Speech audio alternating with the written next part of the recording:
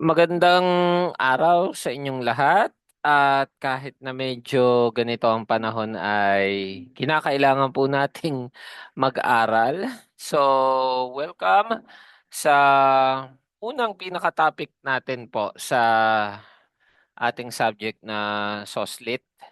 Atin pong pag-usapan ang panitikan hinggil sa kahirapan. So bago tayo mag-umpisa ay bibigyan ko kayo ng activity para sa araw na ito.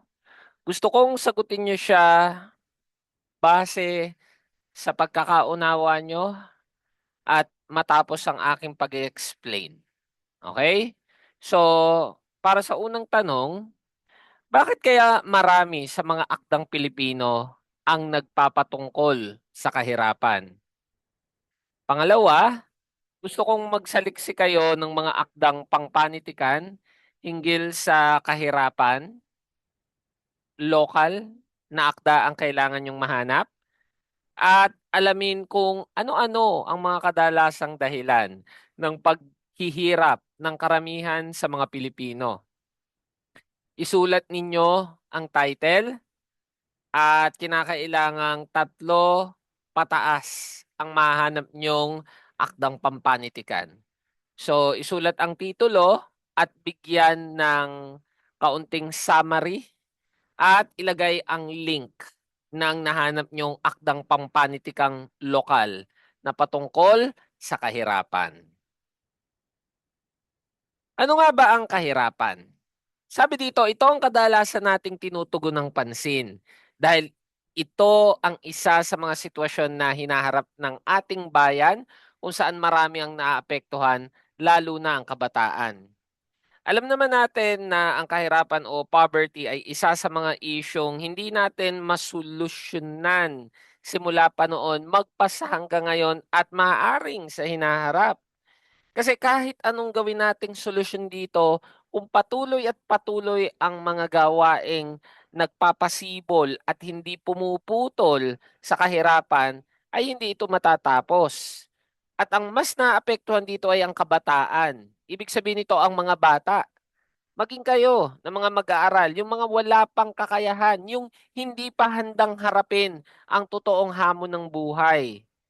Ang kahirapan ay isang kalagayan kung saan hindi nakakamtan ng nakararanas nito ang mga pangunahing pangangailangan sa pang-araw-araw.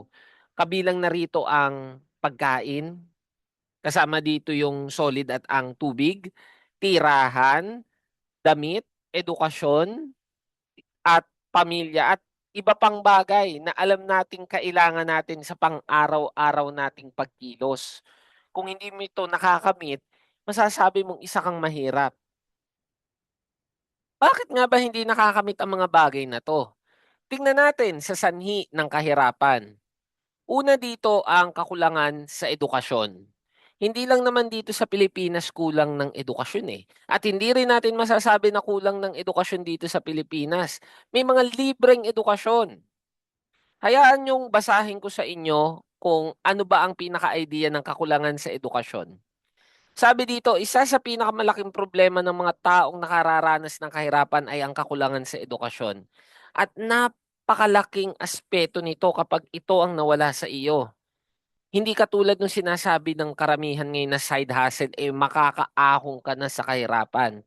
Hindi totoo iyon dahil hindi naman lahat ay binibigyan ng tadhana ng swerte dito sa sinasabi lang side hustle o pagnenegosyo kahit na hindi ka nakapagtapos. Dahil sa kahirapan, hindi nakakatanggap na sapat na kaalaman upang matulungan ang kanilang pamilya ang karamihan.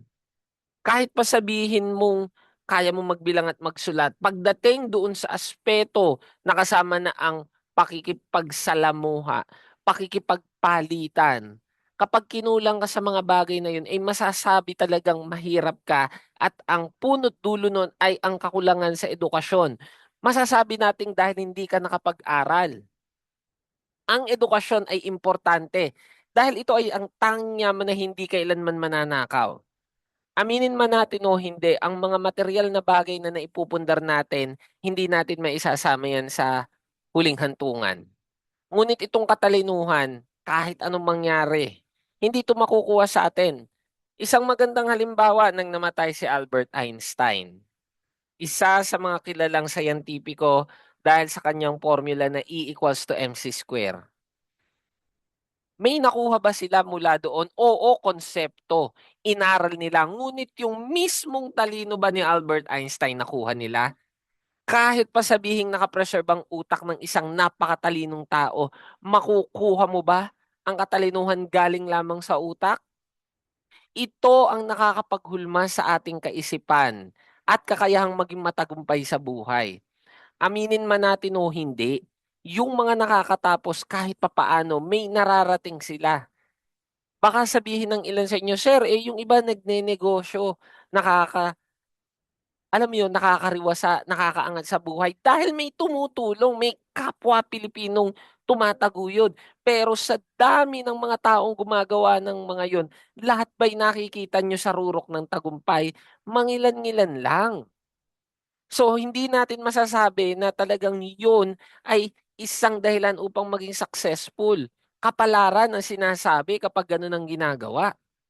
Kadalasan nating sinasabi na ang kabataan ng pag-asa ng ating bayan at iyon ay totoo.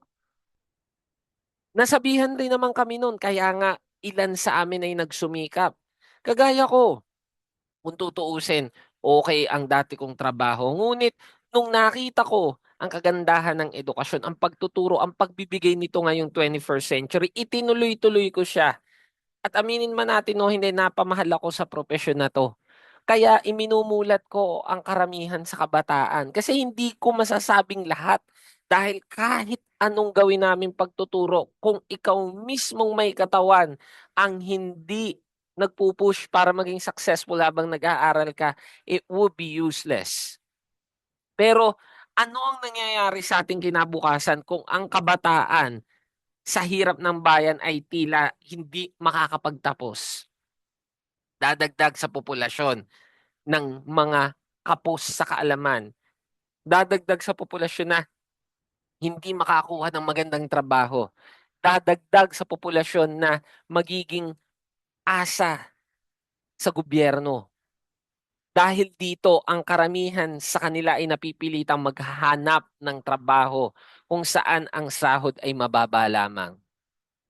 Kagaya nga ng mga, sabihin na nating mga suma-sideline lang, mga part-timer, mga pangtawid gutom, pangtawid araw lamang ang kinikita.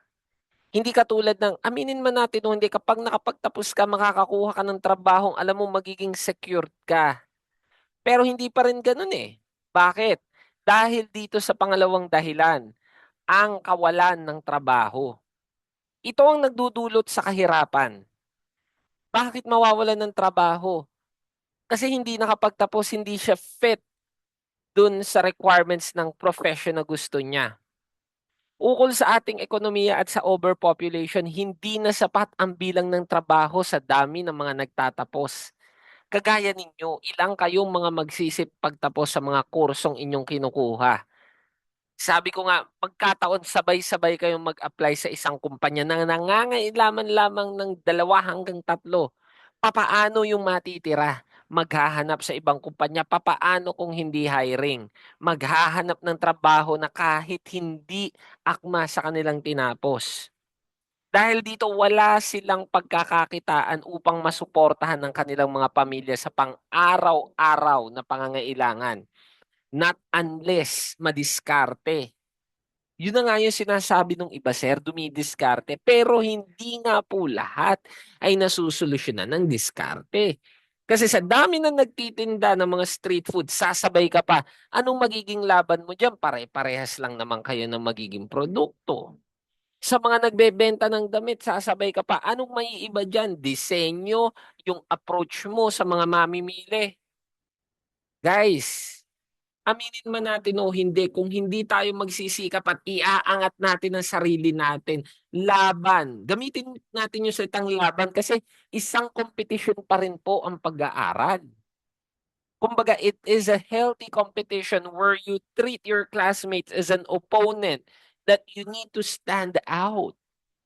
Kasi if you will just be a mediocre one and then you're in the position wherein you're applying, What will happen if all of you are within the same level? But the real deal is, may isa laging umaangat dyan.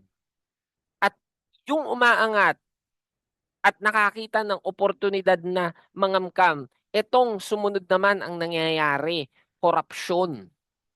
Hindi lingid sa kaalaman ng lahat ng na ang Pilipinas ay isa sa mga pinakakorap na gobyerno sa mundo. Alam natin yan. Kung kaya't hindi komportable ang ibang bansa na mamuhunan o tumulong sa bansa dahil kadalasan ay ibinubulsa lamang ito ng mga politiko. Natutokso, nasisilaw. Pinaghirapan bibitawan pa ba natin? Kagaya ng mga dinastiya ng pamilyang namumuno sa isang gobyerno. Ang pagiging korap ng mga politiko ang isa sa mga dahilan kung bakit naghihirap ang bansa. Hindi natin masisi kasi kahit sino na nandun na sa taas at kumikita na ng limpak-limpak na salapi, hindi mo bibitawan yan. Kagaya na lang nung nakaraang bagyong Yolanda, isa sa mga kilalang bagyo ito. Mahigit 18 bilyon ang binigay ng 56 na bansa, kagaya ng Australia, Bahrain, Taiwan, at maging ang Amerika para sa nasalanta ng bagyo. Ngunit ni Katiting ay walang napunta sa tao. Karamihan pa nga doon ay na-expire. Kinain lang ng daga, nasira. Kasi kinakamkam. Kagaya ng mga damit doon. Gagawin nilang pang-ukay. Yung mga pagkain ibinebenta sa mataas na presyo, malapit na ang expiry, di ba? Kasakiman. Ang kadikit ng korupsyon, makasariling kagustuhan. Kaya nga ang susunod dito ay ang kasakiman dahil sa sobrang kasakiman ng ilang mga Pilipino, mas pinipili nila ang ipagbili ang kanilang mga sarili sa mga taong makapangyarihan. Parang nung panahon ng mga Espanyol, may traidor, panahon ng Hapon, merong makapili. Para maligtas, para umangat sila, gagawa sila ng mali dahil sa sariling kapakanan lamang. Minsan hindi na nakukontento ang ibang tao sa mga biyayang natatanggap at lahat tayo nagiging ganon. Huwag tayong maging impokrito at impokrita na minsan hindi tayo nakaranas o nakaisip na maging sakim. Kasi ang hirap ng buhay Nakakaangat ka na, bibitawan mo pa ba? Lahat tayo gusto nating maging mayaman at humigit pa sa mayaman. Na tayong nandito na sa gitna, gusto pa nating umangat sa taas upang mas gumanda o umalwa ng buhay. Kadalasan ay nandadamay at humahatak sila ng ibang tao pababa. Siyempre, magkakaroon ng kompetisyon yan. Hindi ka magpapatalo, di ba? So, gagawan mo ng kwento. Dahil sa pansariling kagustuhan o tinatawag nga nating kasakiman. Sumunod naman ang populasyon. Ang paglobo ng populasyon sa Pilipinas ay isang malaking problemang matagal nang kinahaharap ng gobyerno ng Pilipinas. Let's be honest, guys. When it comes to population, we cannot even stop that one. Why? At a very young age, the premarital sex. Kapag naman mahirap, sila pa ang merong ganang mas lumaki ang pamilya.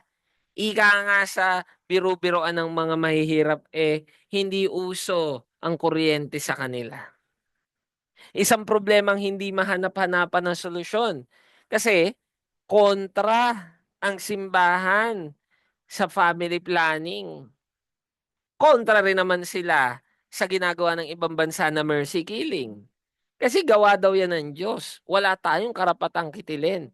Pero hinahayaan nating magutom. 'Di ba? Kadalasan kung sino pa ang mahirap, kagaya nga ng sabi ko, sila pa ang nagpapalobo sa ating populasyon. Biru-biruan din. Malamig kasi, walang libangan. Ginagawang libangan ng pagpapalaki ng populasyon. Nakakatawa pero yun ang totoo. Dahil sa paglaki ng populasyon, mas lumalaki rin ang taong walang trabaho. Makikita ninyo ang mga mahihirap ang walang trabaho.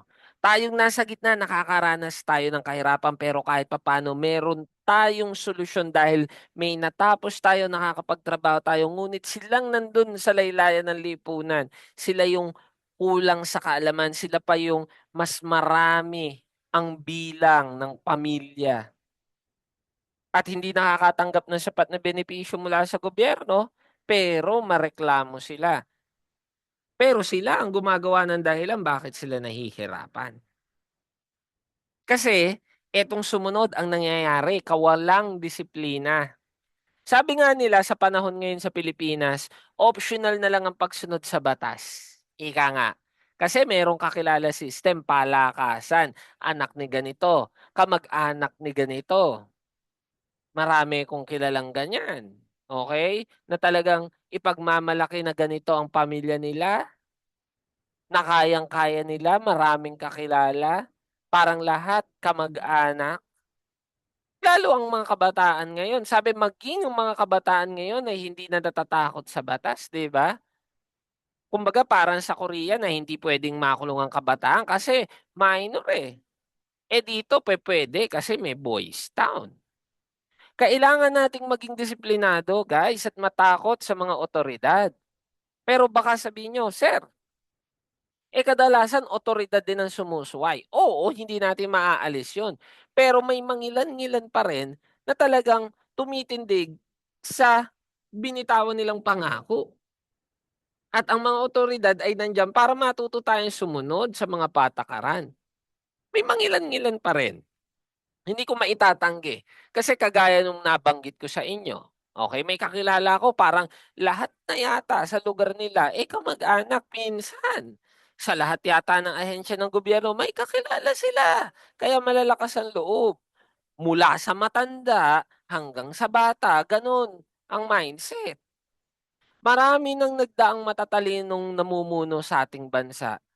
Pero kung hindi marunong sumunod ang mga tao, ay wala ring patutunguhan ito. Kahit anong galing ng namumuno, kung ang tao ay walang pakikinig, inuuna ang kahambugan, walang mangyayari po dito. Lahat ng tao ay may gustong makamit, yung pagbabago. Pero ang tanong, iilan lang talaga ang handang magbago, tama ba? Kasi kahit sabihin mong, oh dati yan, dati kaming siga, dati kaming kilala, pero ngayon nagbabago na pero magkaroon ng problema, i-open pa rin yung naging ganong sistema nila. Di ba? Nasaan ang disiplina doon? Hindi maputol-putol eh. Kagaya nitong kolonyal na kahirapan. Ang ilan sa mga ugali ng mga Pilipino na pumipigil sa pag-asenso ng mga mamamayan, una yung crab mentality. Yung merong taong umaangat, gagawan mo ng kwento, tapos na ipapasok mo, sisiraan mo para bumaba, hahatakin mo dun sa lusak, ika nga. Para pantay-pantay na kayo, 'di ba? Isa sa pangit na mentalidad ng mga Pilipino. Sumunod, madalas kong sinasabi 'to sa mga estudyante ko, procrastination o yung mamaya na lang, may oras pa naman, magagawa pa naman natin 'yan and then suddenly paggising-gising mo, ay shit, basahan na pala. Tsaka ka gagawa. Ang magagawa mo, pwede na 'yan. Papasa na 'yan. Papasok sumunod dito yung bahala na. Lagi na lang si Batman. Kung si Batman ay totoo, baka nagreklamo na yan. Palagi kasing bahala na si Batman. Sumunod, itong pagiging ipokrito at ipokrita. Magmamalinis. Ay wala, hindi kami ganun dahil ganun-ganun. Wag nga kayo.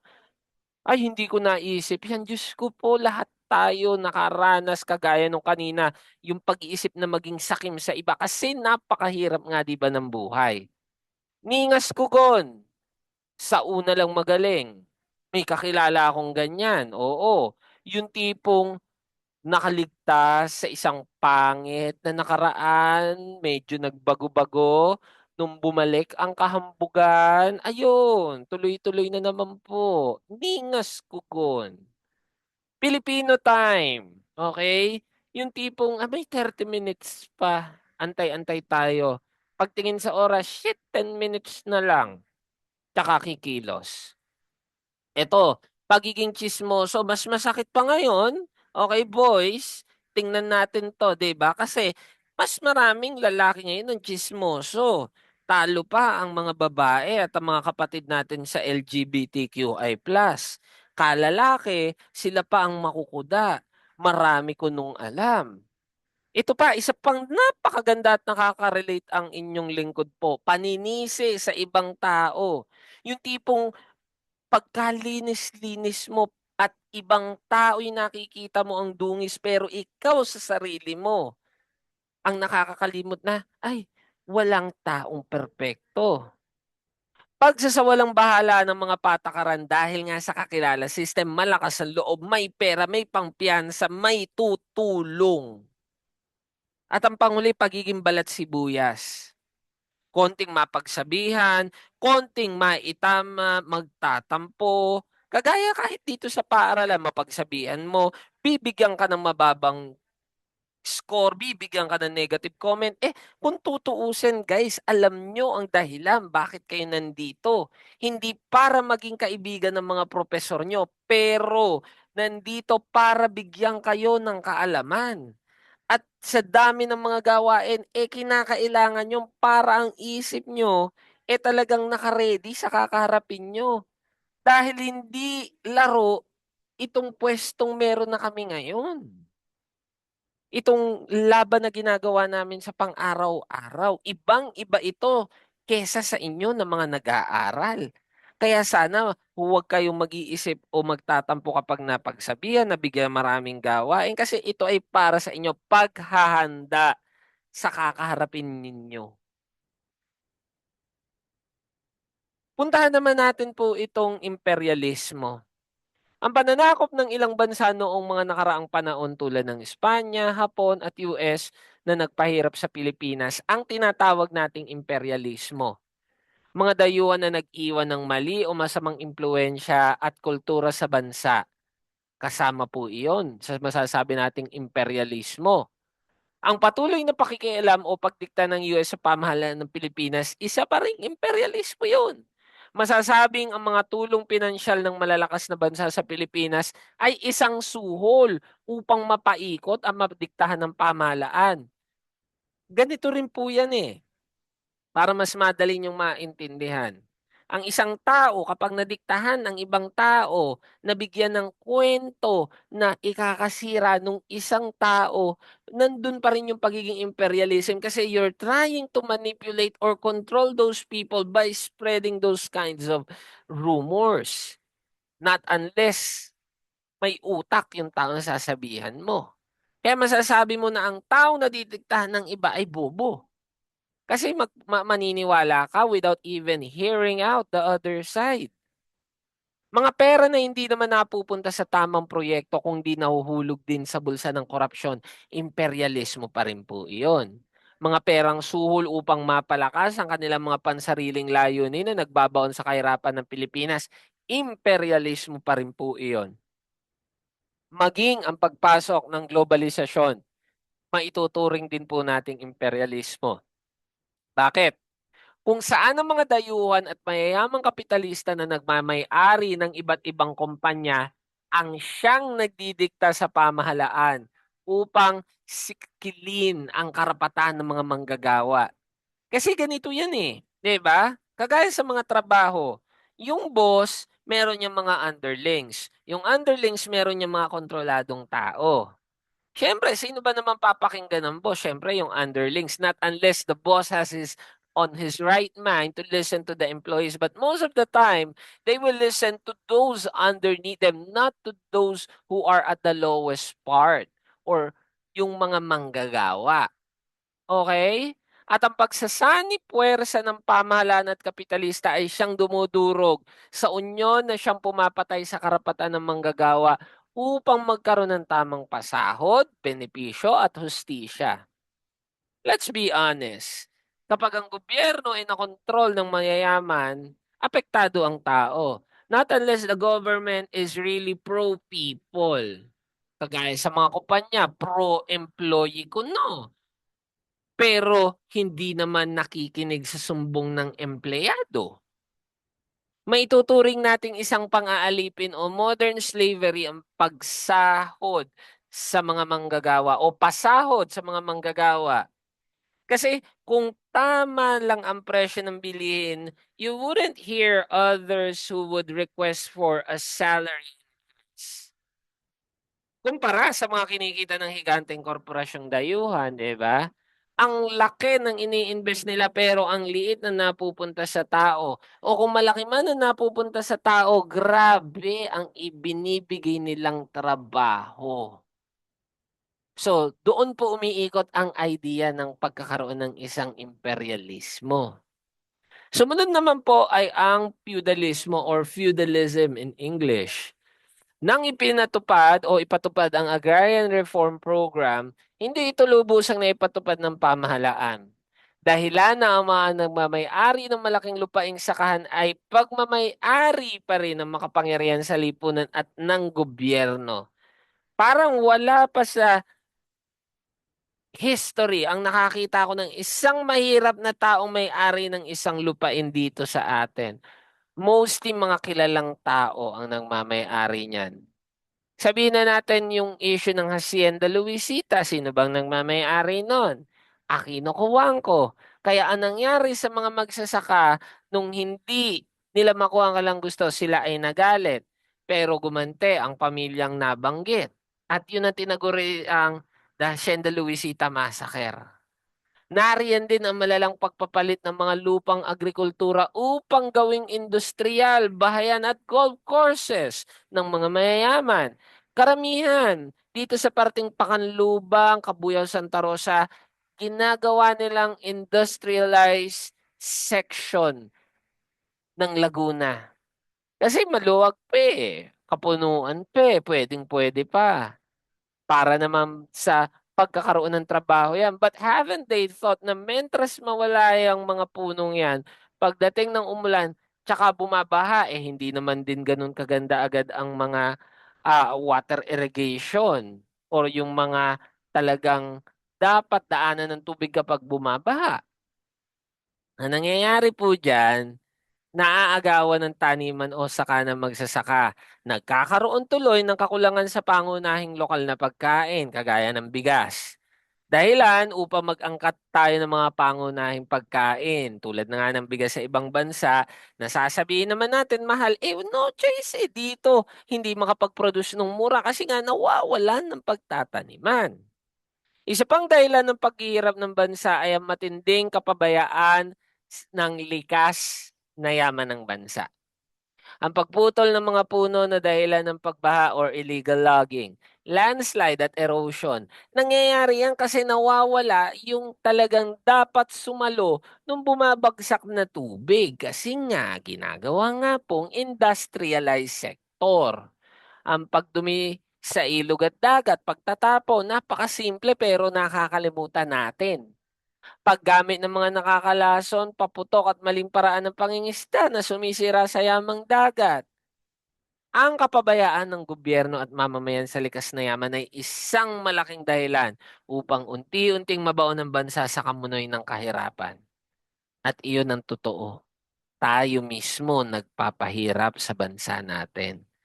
Gaya ng naging unang tanong ko sa inyo, hindi mahirap ang bansa, pero bakit nasasabing mahirap ang Pilipinas?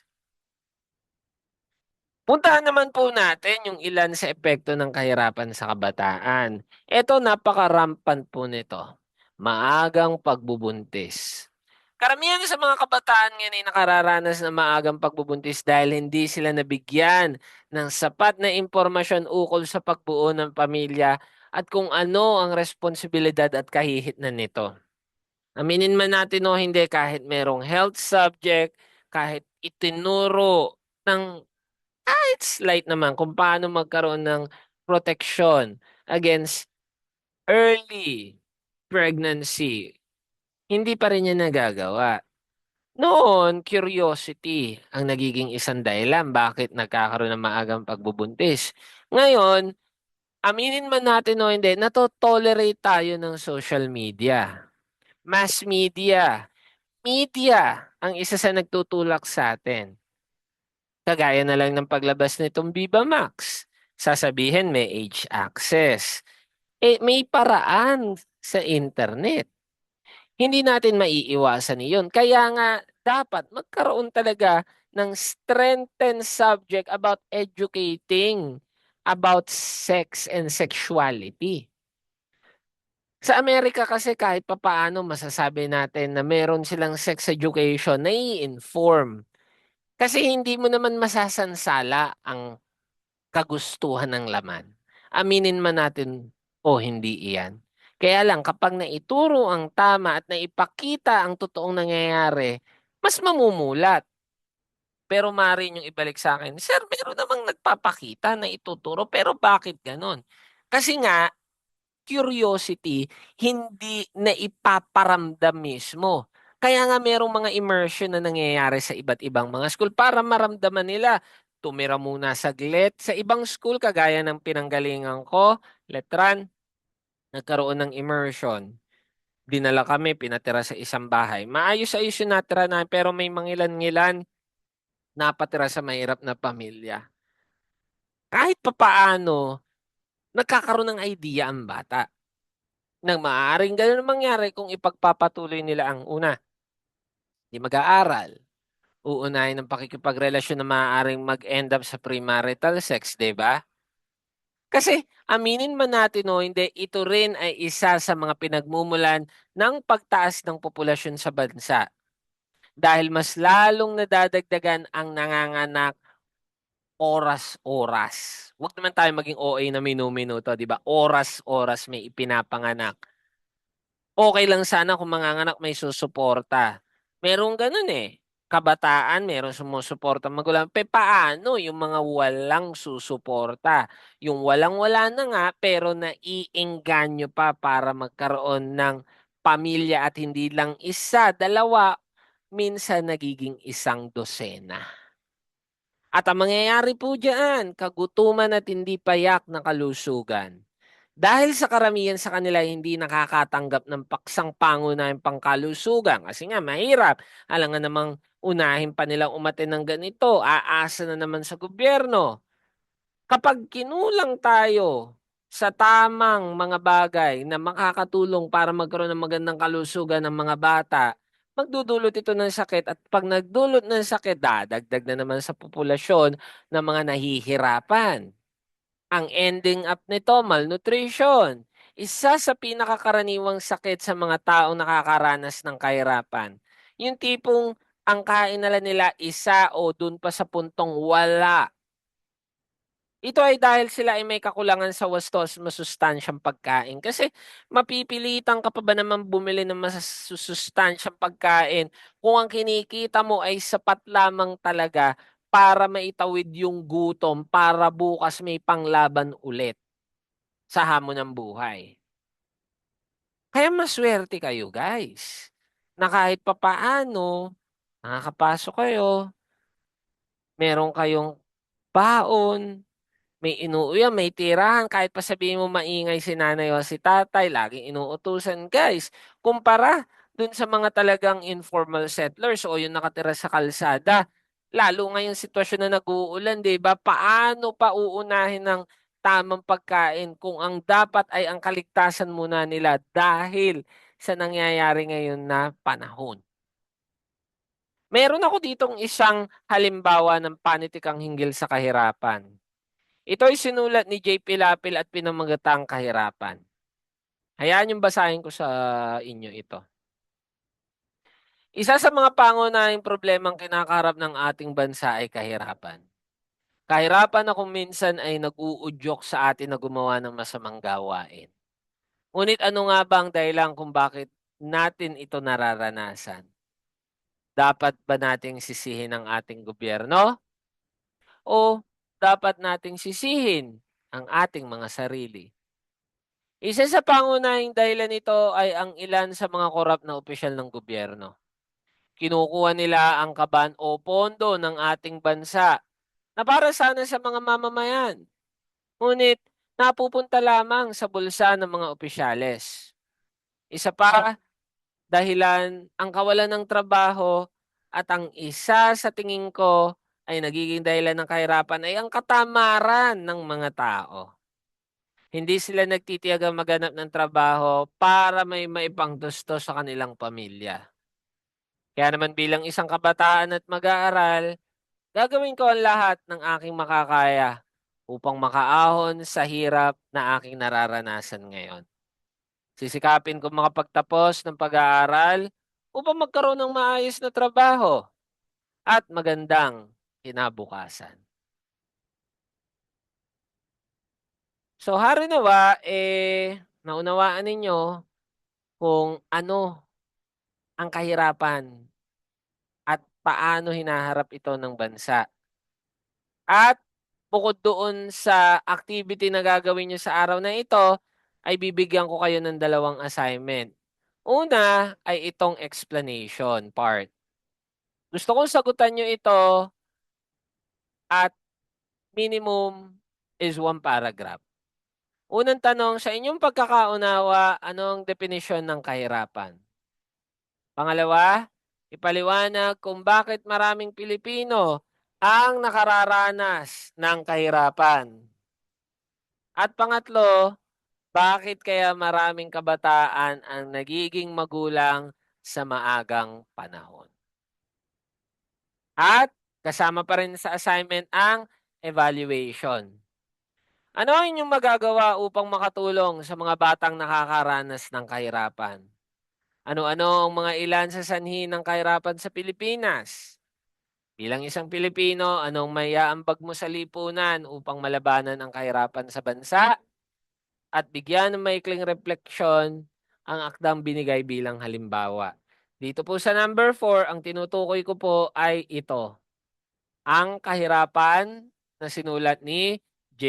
Pilapil. At gaya din ng aking nabanggit ay bibigyan ko pa kayo ng pangatlo, which is, sandali lang po.